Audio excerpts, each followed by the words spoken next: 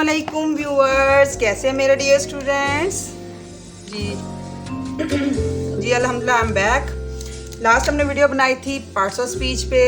उसके बाद जो है हमने नाउन को इंडिविजुअल डिस्कस किया। फिर जो है अब हम नाउन की काइंड्स को डिस्कस करने जा रहे हैं। काइंड्स ऑफ नाउन, नाउन की काइंड्स को हम डिस्कस करने जा रहे हैं। तो इसको आपने अच्छे से समझना है। आई होप कि आपने लास्ट लेक्चर जो जस्ट नाउन पे था उसको अच्छे से आपने अंडरस्टैंड किया होगा। इसी बेस पे आपने अब इसकी काइंड्स को समझना है। First kind is proper noun.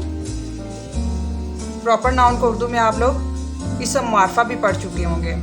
Proper noun क्या होता है? किसी भी चीज़ का ऐसा नेम जो उसे स्पेसिफाई करता हो, जो उसे दूसरों से डिस्टिंग्विश करता हो।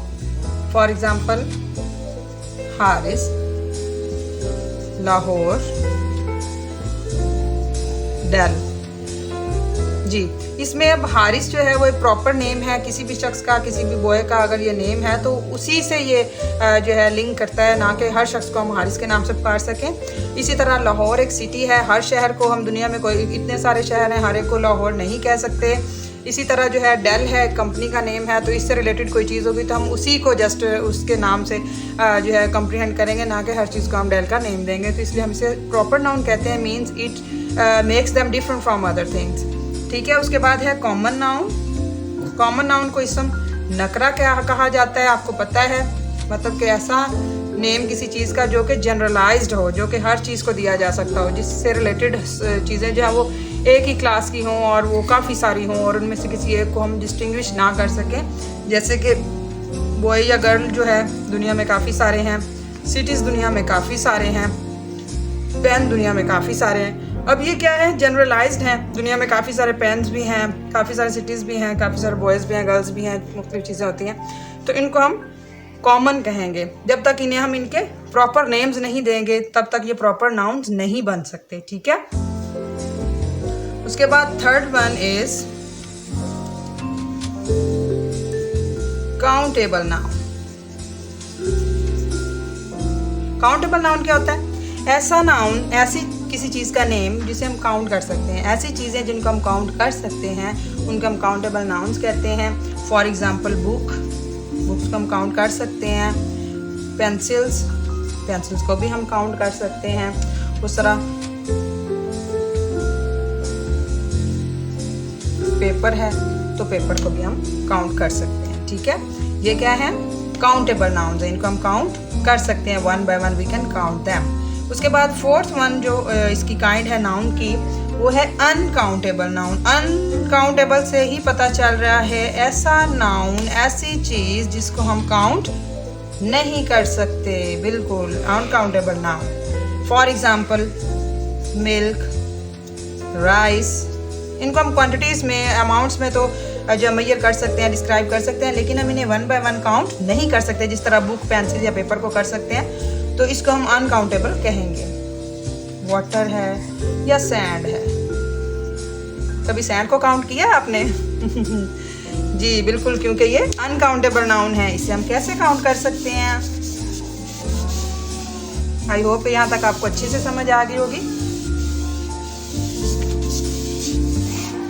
उसके बाद हमारे पास फिफ्थ जो काइंड है नाउन की, वो है कलेक्टिव नाउन। कलेक्टिव नाउन क्या है? ऐसी चीज़ें, ऐसे अशख़ास या ऐसी थिंग्स जिनको हम एक ग्रुप की शक्ल में लें। Name given to a group of things जो है वो कलेक्टिव नाउन होता है। फॉर एग्जांपल क्लास, क्लास में काफ़ी सारे स्टूडेंट्स होते हैं। टीम है, टीम में काफ़ी सारे प्लेयर्स होते हैं। कमेटी है, कमेटी में काफ़ी सारी पर्सनैलिटीज़ होती हैं। तो इसको हम क्या बोलेंगे? कलेक्टिव नाउन, क्योंकि ये कलेक्शन में हमने एक नेम लिया है जो पूरे ही ग्रुप के ऊपर अप्लाई होगा। ये इंडिविजुअल नहीं है, ये ग्रुप के ऊपर ही अप्लाई होगा। तो इसलिए हम इसे क्या कहेंगे? Collective noun. ठीक है। नेक्स्ट है हमारे पास जो most interesting type of noun, that is concrete noun. Concrete noun क्या होता है? कंक्रीट से ही आपको पता चल रहा होगा कोई anything having the solid form, having the solid shape और एनीथिंग।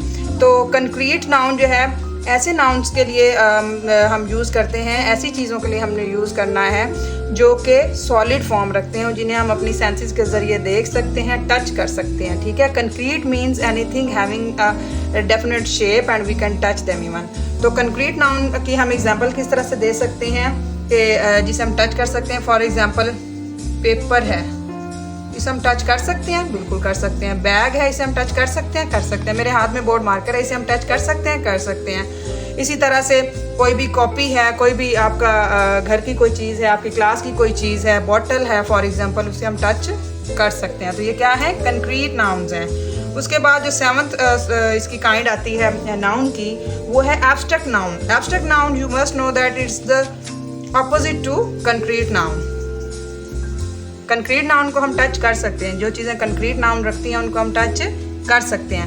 एब्स्ट्रैक्ट नाउन वाली चीज़ों को हम टच नहीं कर सकते, उन्हें जस्ट हम फील कर सकते हैं, we can just imagine them, ठीक है। तो इसमें हम किस तरह की एग्जांपल दे सकते हैं, लव हम फील कर सकते हैं, हमसे टच नहीं कर सकते, हमारे सामने कभी ये सॉलिड फॉर्म में नहीं आया। उसके बाद एब्स्ट्रैक्ट नाउन में हम विजडम को ले सकते हैं, करेज को ले सकते हैं, ठीक है। तो इस तरह की चीज़ों को हम क्या कह सकते हैं, एब्स्ट्रैक्ट नाउन। इस तरह एंटरटेनमेंट है, इंजॉयमेंट है, तो ये सारी चीज़ें क्या हैं, ये हमारे लिए एब्स्ट्रैक्ट नाउन्स हैं। हम इन चीज़ों को हम क्या, कौन सा नाउन देते हैं, कौन सा नेम देते हैं, एब्स्ट्रैक्ट नाउन। इन एब्स्ट्रैक्ट नाउन की पहचान दी जाती है। उसके बाद जो हमारे लास्ट इसकी काइंड ऑफ नाउन है, वो है जी material noun. Material noun, material से ही पता चल रहा है कि ऐसी चीज़ जो किसी चीज़ के लिए मटेरियल की अहमियत रखती है, या जिसको हम किसी चीज़ को बनाने के लिए इस्तेमाल करते हैं। जैसे हमने घर में बिरयानी बनाना हो तो हम कहते हैं बिरयानी का मटेरियल इकट्ठा करें, तो बिरयानी का मटेरियल जल्दी जल्दी इकट्ठा किया जाता है और फिर बिरयानी बनाने के बाद उसे इंजॉय किया जाता है। इसी तरह मटेरियल नाउन जो है वो क्या है, किसी भी चीज़ को शेप आउट करने के लिए, किसी भी चीज़ को मेक करने के लिए, बनाने के लिए इस्तेमाल किया जाता है। तो ऐसी चीज़ें जिनको हम मटेरियल समझते हैं, उसका जो नेम होगा, जो उसका नेमिंग वर्ड होगा, उसे हम मटेरियल नाउन कहेंगे।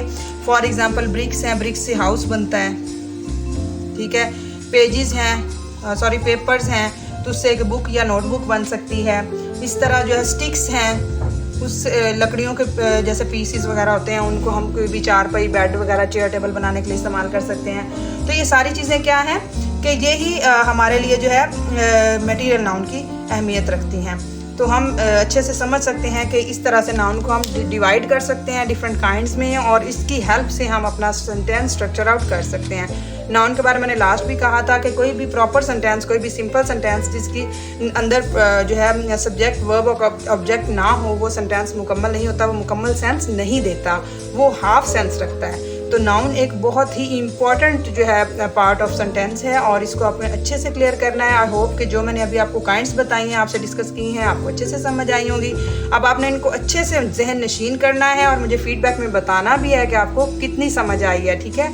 और उसके अलावा मैं बहुत खुश हूँ, अल्हम्दुलिल्लाह सेटिस्फाइड हूँ कि मैंने चैनल लॉन्च किया है, तो तब से मुझे बहुत अच्छे कमेंट्स आ रहे हैं, काफ़ी व्यूवर्स मुझे सपोर्ट कर रहे हैं, मुझे इनकरेज भी कर रहे हैं, तो मुझे बहुत खुशी हो रही है। इंशाल्लाह हम ऐसे ही अपने वीडियोस जो लेक्चर पे बेस्ड हैं वो ऐसे ही लेके चलेंगे, और आप लोग मेरा जो है चैनल जो है सब्सक्राइब भी करते रहेंगे और लाइक भी करेंगे, और मेरे इस लेक्चर पर फीडबैक भी देते रहेंगे। ओके, अल्लाह हाफिज़, wish you all the best and be successful in your life my dear students.